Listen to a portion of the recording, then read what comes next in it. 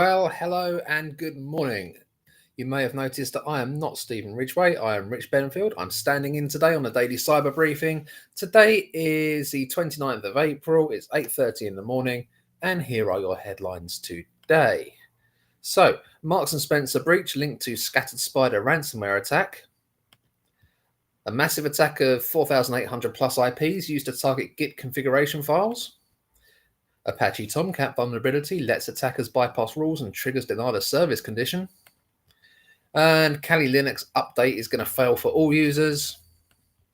And we're going to talk about how a cybersecurity CEO is accused of running malware on hospital PCs and blabs about it on LinkedIn.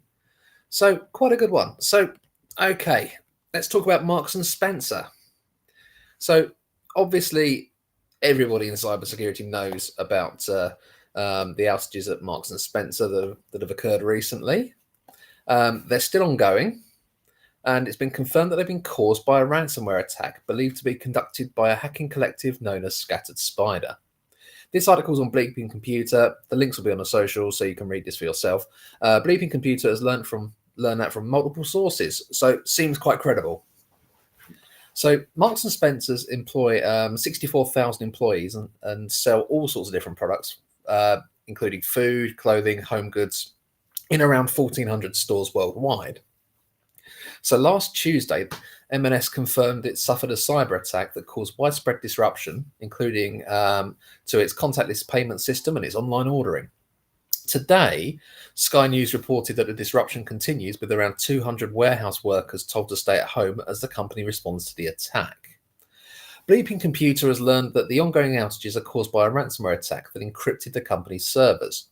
Threat actors are believed to have first breached M&S as early as February, when they reportedly stole the Windows domain's ntds.dit file. For those of you who don't know, ntds.dit is the main database for Active Directory running on their domain controllers. And that file contains password hashes for Windows accounts, which can be extracted by threat actors and cracked offline to gain access to associated plain text passwords. Excuse me, must have a bit of hay fever. Anyway, using those stolen credentials, the threat actor can then literally spread throughout the Windows domain or steal data from network devices and servers. So sources told Bleeping Computer that the threat actors ultimately deployed the Dragonforce encryptor to VMware ESXi hosts on April the 24th to encrypt virtual machines. Bleeping Computer has learned that Marks and Spencer asked for help from CrowdStrike, Microsoft, and Phoenix 24 to investigate and respond to the attack. The investigation so far indicates that the hacking collective known as Scattered Spider, or as Microsoft calls them, Octo Tempest, is behind the attack. When contacted with this information, M&S said they could not go into details about the cyber incidents. And in this article, there is some more information around Scattered Spider, who they are, and their TTPs. So do read up on this article when the links are posted. Next, massive attack. 4,800 plus IPs used to target Git configuration files. This article is from GB Hackers, and it goes as follows. A recent surge in cyber reconnaissance has put thousands of organizations at risk after Grey Noise, a global threat intelligence platform, detected an alarming spike in attempts to access sensitive Git configuration files. Between April 20th and 21st, Grey Noise observed the daily count of unique IPs targeting these files soar past 4,800, which is a record-breaking figure and a clear sign of intensifying interest from malicious actors. So, whilst this wave of activity is not tied to a newly discovered zero-day, threat researchers are warning that attackers could exploit known vulnerabilities like CVE 2021-23263, which is a weakness in certain web server configs that can inadvertently expose Git directories. If exploited, attackers can download the entire Git repository, including its configuration files, commit history, and sensitive credentials. The vast majority, around 95% of IPs engaged in this behavior in the past 90 days are categorized as malicious, emphasizing the critical threat facing exposed sites. The activity is globally distributed but has a pronounced concentration in Asia. Singapore notably emerged as both the top source and destination for these scanning sessions, with the US and Germany also featuring prominently. So the Top sources, Singapore with 4,933, the US with 3,807, Germany 473, UK 395, and the Netherlands with 321. So that's your sources. And the top destinations by unique IPs are Singapore, US, Germany, UK, and then India. Many of these IPs are linked to major cloud infrastructure providers, so Cloudflare, Amazon, and DigitalOcean, highlighting attackers' use of scalable resources to amplify reconnaissance. Grey Noise notes that this is the fourth and largest spike in Git config file crawling since September 2024, far surpassing previous surges involving about 3,000 unique IPs. So yeah, even looking at this chart, I can see that this is probably around 30% bigger than any previous attack patterns. And this chart, obviously, you'll see it on the article, so follow the links. So, exposing a Git config file, or worse, the entire Git directory, can reveal remote repository URLs, for example, GitHub or GitLab, branch structures and naming conventions, insider metadata about development processes, credentials embedded in commit history. This is no theoretical threat. In 2024, a similar misconfiguration led to the exposure of 15,000 credentials and the cloning of 10,000 private repos. So, to prevent such breaches, ensure .git directories are not web accessible. Block access to hidden files and folders in web server configs. Monitor server logs for repeated requests to .git/config. Immediately rotate any exposed credentials. Blocking malicious IPs and closing these gaps should be a top priority for any organization relying on Git for source code management. So there is your call to action. Okay, I'm going to repeat it. Blocking malicious IPs and closing these gaps should be a top priority for any organization relying on Git for source code management. Take note and do it. Next up, Apache Tomcat Vulnerability lets attackers bypass rules and trigger denial of service conditions. So, the Apache Software Foundation has disclosed a significant security vulnerability in Tomcat that could allow attackers to bypass security rules and trigger denial of service conditions through manipulated HTTP priority headers. Identified as CVE 2025-31650, this high-severity vulnerability affects multiple Tomcat versions, posing a significant security risk to organizations relying on this popular Java application server. So, the vulnerability stems from improper input validation in Apache Tomcat's handling of HTTP priority headers.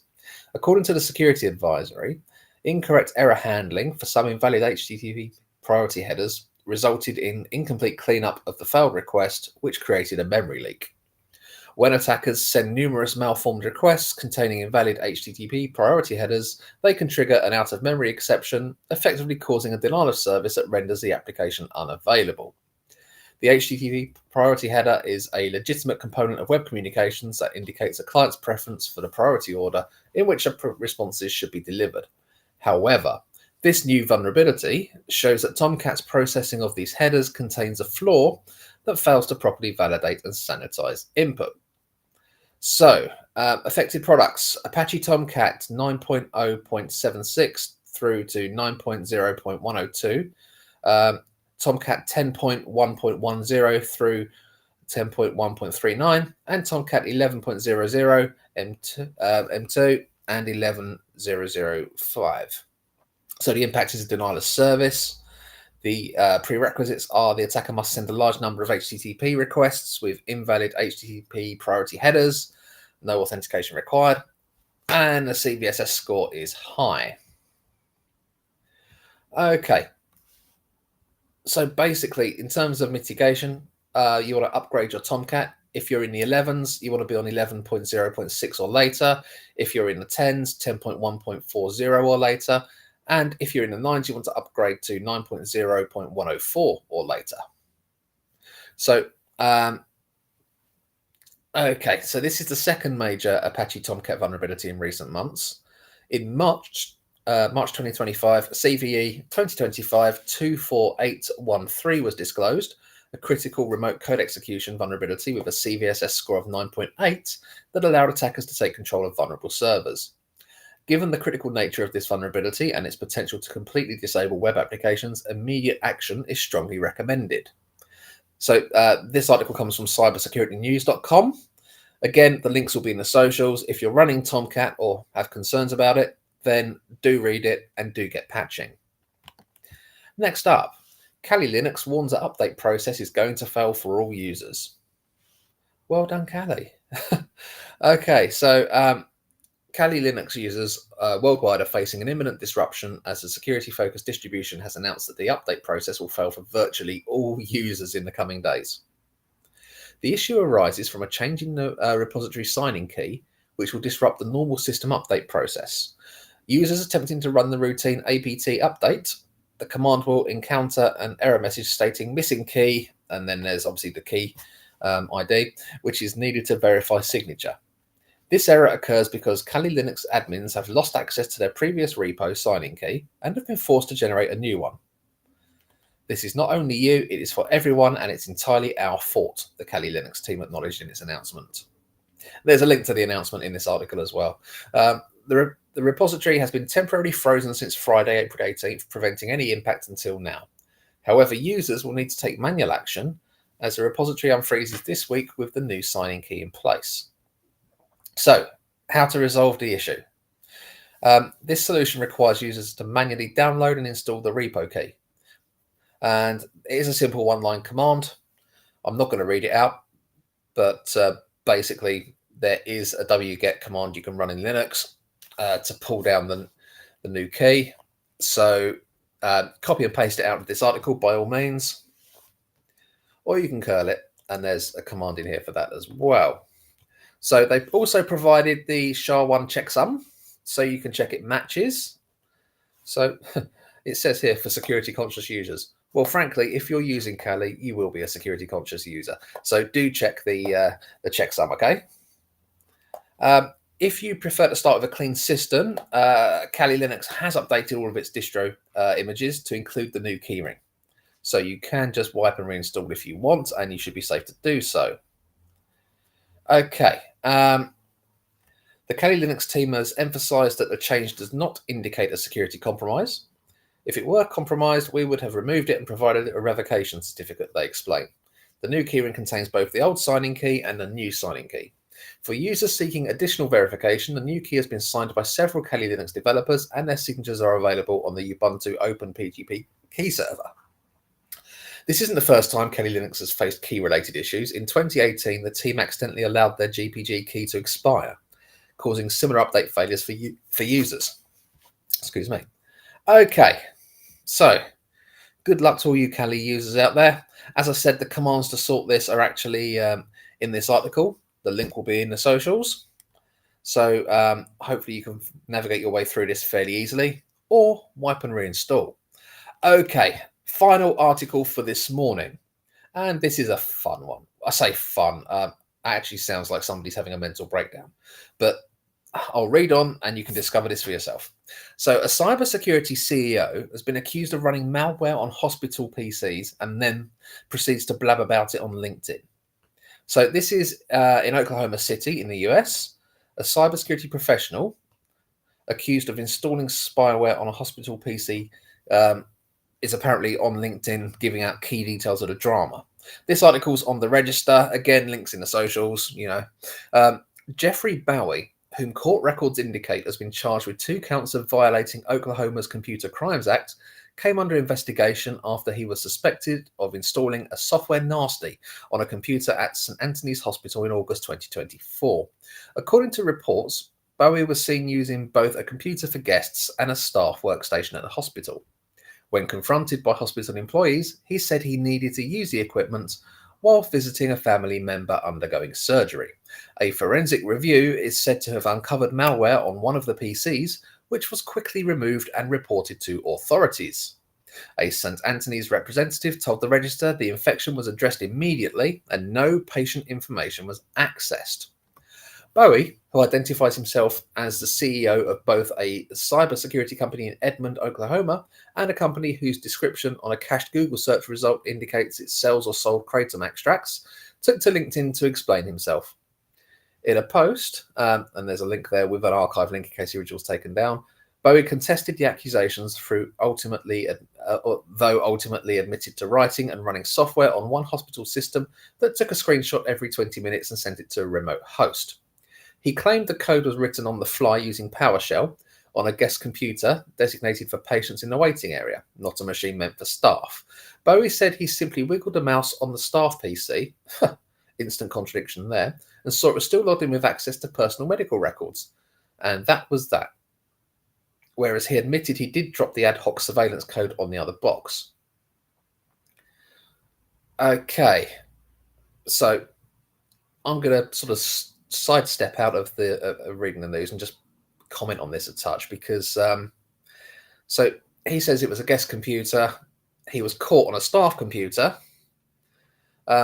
Yes, the computer was apparently still logged in with access to personal medical records, but he's saying he wrote some PowerShell script ad hoc on the fly. Yeah. How long was he standing at this computer for in order to do that?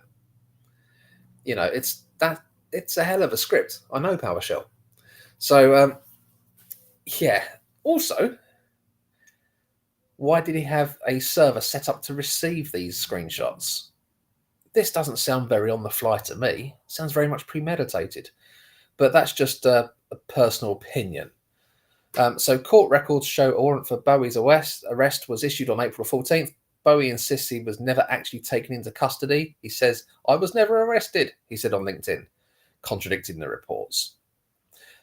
Bowie claimed on LinkedIn over the weekend the media has defamed him, causing reputational damage and business losses exceeding $12,000. He further alleged FBI agents contacted him to discuss his AI services for tracking child predators online. According to his post, it was only during a later meeting, where he claims he was not read his rights, that agents brought up the hospital incident. God, this guy's a lunatic. On LinkedIn, Bowie blamed the whole affair on being in and out of psychosis. Oh, he's a lunatic. At the time, he said paranoia after an IT security breach at a hospital in the SSM health network, combined with mishandled mental health treatment during his stay in that network, led him to believe his data was unsafe. Okay, we have a quote from him. SSM's ransomware attacks around the time of my stay, along with mishandling of the discontinuation of a psychotropic drug, fueled the fear that my and others' PHI wasn't safe, Bowie said. I absolutely wouldn't have touched a single device had my botched mental health treatment not included delusions and paranoia. In another comment, Bowie noted his mental health doesn't excuse what happened, but that he felt it was important to add context to the matter. Several netizens commenting on his LinkedIn post noted that Bowie ought to not only stop replying to comments, but take the missive down and contact a lawyer ASAP. The Reg reached out to Bowie with questions, naturally. No reply. So, if you represent a media organisation and want a comment or piece, feel free to reach out and be ready with Cash App or Apple Cash, Bowie said at the end of his LinkedIn post, in line with standard journalistic ethics. The Reg didn't offer payment, and they have not heard back. Well, I hope you enjoyed that one. I mean, that is a proper roller coaster, isn't it? So much for cybersecurity holding ethics above all else. People like him give the industry a bad name when 99% of us are all doing our very best to operate with integrity. Okay, so that wraps up the daily cyber briefing. I hope you enjoyed that. There's been a couple of interesting articles, specifically around Marks and Spencers and Kali Linux and the InfoSec CEO getting arrested. And Stephen will be back and will probably make far more sense tomorrow. Okay, so have a great day and see you soon. Bye-bye.